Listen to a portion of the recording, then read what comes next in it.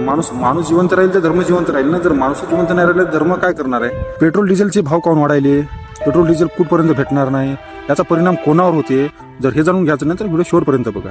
Iran देश हे आपल्याला पेट्रोल डिझेल देणार होतात बरोबर, पण माहीत नाही मोदी कोणत्या कारणाने त्या ट्रम्पकडे चालला.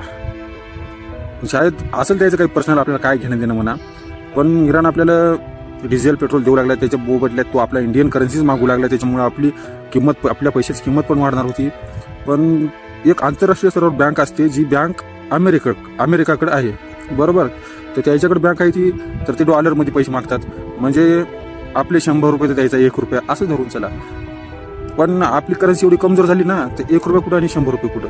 त्यामुळे अमेरिकावाल्याने त्यांच्या करन्सीचा भाव ऑलरेडी 100 पटीने वाढलेला आहे. आपलं 0 बजेटवर आहे. आणि जर इस्रायल, इराण, रशियाकडून डिझेल घेतलं तर डॉलर आपल्याला भेटणार नाही, अमेरिका देणार नाही बरोबर. त्याच्यामुळं हे शायद मोदी त्या ट्रम्पच्या मागे जात असेल. पण याचं नुकसान कोणाला होणार आहे, नुकसान हे मिडल क्लासवाल्यालाच होणार आहे. कारण श्रीमंत लोक तर जे करोडपती, अंबानी, अडाणी, हे तर टँकर ऑलरेडी डिझेलच्या घरात ठेवू शकतात. पण त्याच्यात अवकळ आहे आपल्यासारख्या लोकांची. आपण कुठून साठवा ठेवायचा, कुठून काय करायचं. गाडीचे हप्ते राहतात, शेतकऱ्याचे ट्रॅक्टर उभे आहेत, शेतीला नांगरणी नाही, वखरणी नाही, काय नाही, अरे वावरातले तर खोट्या काढणं नाही. तर म्हणजे याच्यात सर्वसामान्य माणूसच हे घासत जात आहे आणि याच्यात सर्वसामान्य माणसाचं नुकसान होत आहे.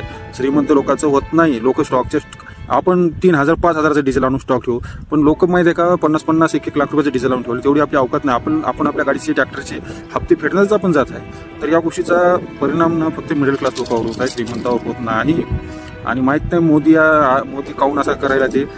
आणि दुसरी गोष्ट की आपण मतदान कोणाला करतो हे एक इम्पॉर्टंट आहे. कारण नोकरी करण्यासाठी पण, कोणतीही नोकरी करण्यासाठी पण शिक्षण लागते ठीक आहे. आणि फक्त राजनीती एकच असं एक क्षेत्र आहे ज्यामध्ये शिक्षणाची गरज नाही आहे, अजिबात शिक्षणाची गरज नाही आहे.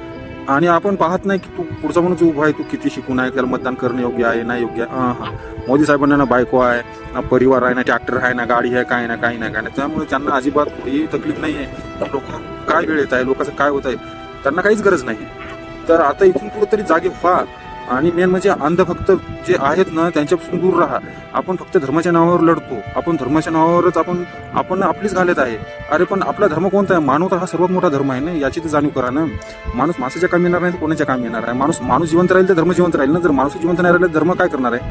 तर आपण या सगळ्या गोष्टी समजल्या पाहिजे आपल्याला.